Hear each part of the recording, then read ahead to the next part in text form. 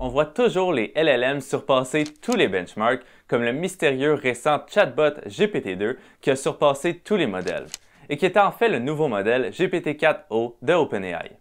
Vous avez peut-être entendu des affirmations similaires concernant certains modèles qui en surpassent d'autres dans des benchmarks populaires comme ceux du classement Hugging Face où les modèles sont évalués sur diverses tâches. Mais comment est-ce qu'on détermine quel LLM est supérieur? Ils font pas juste générer des mots et des idées, comment on peut savoir si un est meilleur que l'autre? On va répondre à ces questions dans cette vidéo. Je suis Louis-François, cofondateur de Towards AI, où on crée des ressources éducatives et formations en IA pour l'industrie. Et aujourd'hui, on se plonge dans la manière dont on peut quantifier et évaluer avec précision les performances de ces modèles, dans les méthodologies actuelles utilisées pour faire ça et dans l'importance de ce processus. C'est parti! Évaluer les LLM, c'est crucial pour identifier les risques potentiels, analyser comment ces modèles interagissent avec les humains, déterminer leurs capacités et limites pour des tâches spécifiques et s'assurer que leur entraînement progresse efficacement. Et surtout, c'est vital si on veut savoir si on est le meilleur. OK, donc les évaluations, c'est utile. Mais qu'est-ce qu'on évalue exactement dans un LLM? Quand on utilise un modèle de langue, on attend deux choses du modèle. La première, c'est qu'il accomplisse la tâche assignée, que ce soit la synthèse, l'analyse de sentiments, la réponse à des questions ou toute autre chose que les modèles de langue peuvent faire. Et la deuxième, c'est que le modèle soit robuste et équitable. Ça inclut sa performance sur des entrées inattendues ou jamais vues auparavant, surtout celles qui diffèrent significativement de ses données d'entraînement, et les entrées adversariales conçues pour induire le modèle en erreur, comme dans l'injection de prompts dont j'ai parlé dans une vidéo précédente. De plus, il est essentiel de vérifier si ces LLM largement entraînés contiennent des biais inhérents et de confirmer leur fiabilité et leur équité. Maintenant qu'on sait ce qu'on évalue, voyons comment c'est fait.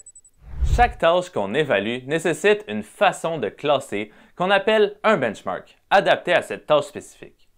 Ça signifie qu'on a besoin d'un jeu de données avec des questions et une méthode pour comparer les réponses qui sont nos métriques, que l'on calcule soit automatiquement, soit en utilisant un autre modèle meilleur comme GPT-4 par exemple, soit en payant des humains pour le faire. On commence par la méthode la plus utilisée et la plus abordable pour établir des benchmarks, l'utilisation de métriques et d'outils automatisés sans intervention humaine. Cette méthode utilise des métriques comme la précision et la calibration. La précision mesure à quel point la réponse est correcte. Au-delà de la précision, il y a des métriques traditionnelles comme les scores F1 qui équilibrent la précision, donc combien d'éléments sélectionnés sont pertinents, et le rappel, combien d'éléments pertinents sont sélectionnés, qui sont utilisés dans des benchmarks comme Squad, HelloSwag et Truthful QA, qui sont trois benchmarks très utilisés. Par exemple, pour les tâches spécifiques au LLM, on utilise souvent ces métriques-là. La première, rouge, ou Recall Oriented Understudy for Gesting Evaluation. Cette métrique est utilisée pour les tâches de synthèse.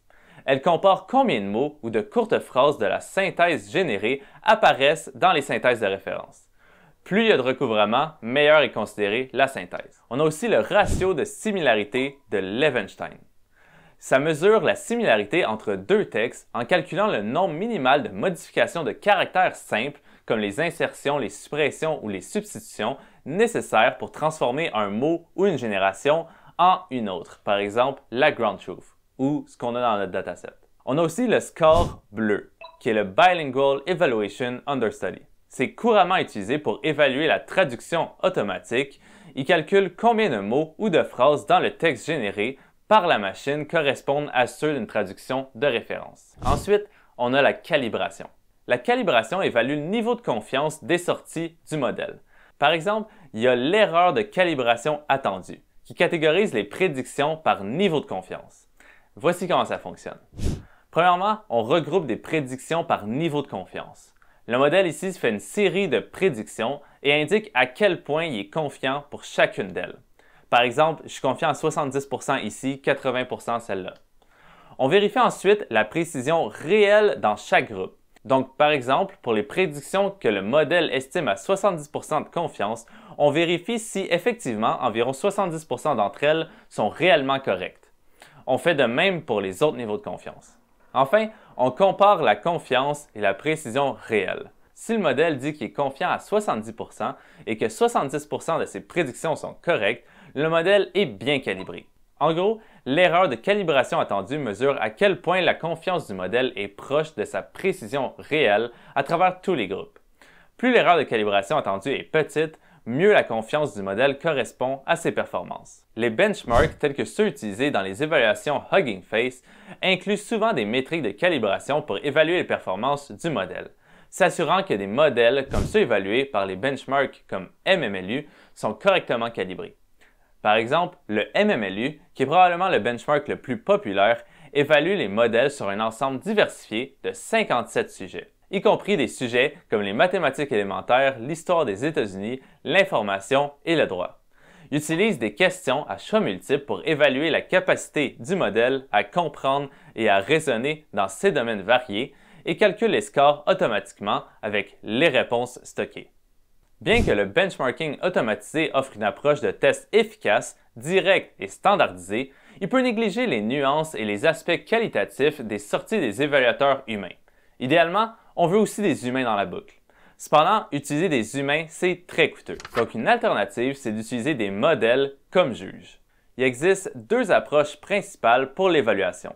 Utiliser un modèle général super puissant comme GPT-4 ou de petits modèles spécialisés formés sur des données de préférence. Les modèles généraux comme GPT-4 fournissent des résultats qui correspondent bien aux préférences humaines, mais ils sont souvent propriétaires, sujets à des modifications de l'API et manquent d'interprétabilité, ce qui n'est pas idéal pour des évaluations cohérentes dans un benchmark. Des modèles plus petits et spécialisés comme juges, comme les classificateurs de sentiments par exemple, peuvent réduire ce risque grâce à leur entraînement ciblé, ce qui peut rendre leur évaluation plus cohérente et interprétable, surtout parce que vous en êtes propriétaire. Mais ils nécessitent également des tests rigoureux car ils seront moins polyvalents et moins puissants qu'un grand modèle comme GPT-4. Quelle que soit l'approche ici, cette méthode utilisant des modèles comme évaluateurs présente des limitations telles que des scores incohérents et une tendance des modèles à se favoriser eux-mêmes. Par exemple, GPT-4 tendra à préférer les réponses de GPT-4 versus d'autres modèles comme Llama de Meta. Récemment, une nouvelle méthode appelée GEVAL a été introduite. Elle utilise des LLM de manière unique, combinant la technique de prompt appelée chaîne de pensée ou chain of thought avec une technique utilisant des formulaires. Par exemple, supposons qu'on veuille évaluer la qualité avec laquelle un modèle résume du texte.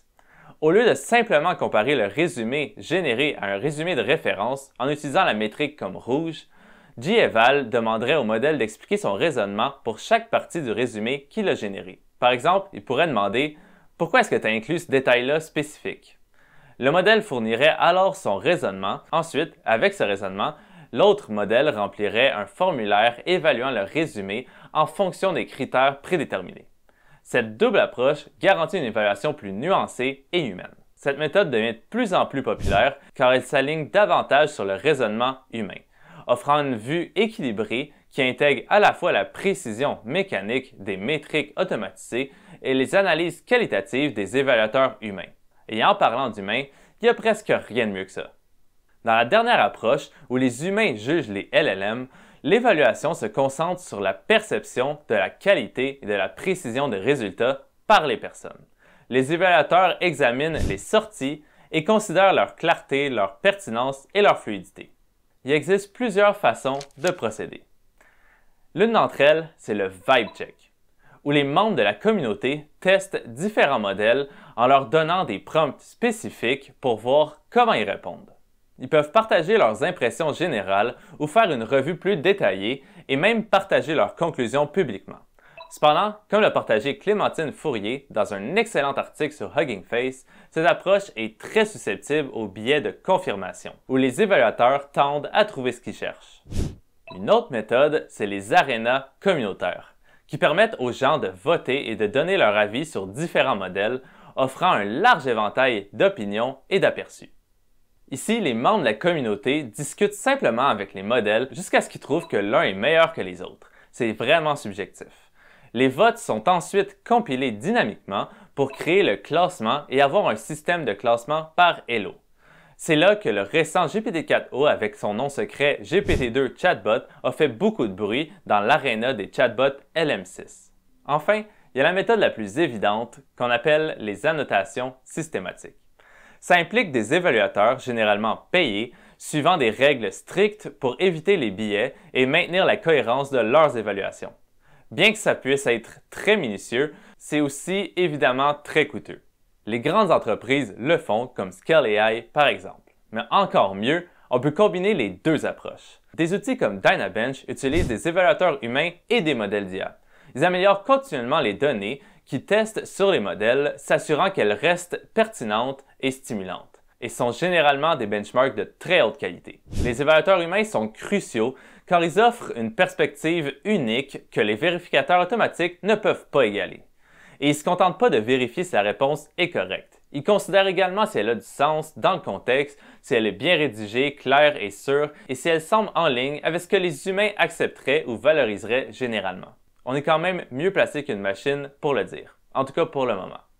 Les succès de ces évaluations humaines peut dépendre de plusieurs facteurs comme le nombre de personnes qui évaluent, leur expertise dans le domaine, leur compréhension de la tâche et d'autres détails. Cependant, ils sont susceptibles aux biais. Mais les modèles le sont aussi. On peut tout simplement pas éviter ça. Mais on peut le réduire avec des instructions claires et beaucoup de données et de personnes. Ces méthodes d'évaluation mélangent aussi des approches en ligne et hors ligne, où les évaluations en ligne interagissent avec des données en direct et capturent les retours des utilisateurs en temps réel. Et les évaluations hors ligne testent les LLM contre des ensembles de données spécifiques. Les deux sont essentiels pour avoir une bonne compréhension des capacités des LLM au fil du temps, avec des bases solides et d'autres flexibles qui évoluent. En fin de compte, chaque style a ses limites. Les évaluations basées sur des prompts peuvent être imprévisibles car les LLM réagissent différemment à différents prompts. D'autre part, les évaluateurs, qu'ils soient humains ou IA, ont des biais personnels et différentes manières d'interpréter le ton, ce qui peut rendre les résultats incohérents. Bien que les systèmes d'évaluation actuels soient détaillés, ils peuvent ne pas saisir pleinement les véritables capacités et risques des LLM dans ce domaine en évolution si rapide. À mesure qu'on continue d'explorer et d'élargir les possibilités des LLM, il est essentiel de continuer à améliorer nos méthodes d'évaluation. Et je suis très enthousiaste de voir jusqu'où ça peut aller. C'est déjà incroyable ce qu'on peut faire presque automatiquement à très peu de frais comparativement à juste l'an dernier. Et voilà. J'espère que cette vidéo a pu un peu démystifier comment on évalue les LLM et la complexité derrière tout ça. En gros, on doit utiliser un peu toutes ces approches pour avoir le portrait le plus complet possible de chaque LLM. Elles ont toutes une utilité et des forces propres, mais il n'y a rien de mieux que faire nos propres tests et bâtir nos propres évaluations pour notre tâche spécifique. Merci d'avoir regardé la vidéo en entier et je vous dis à la prochaine.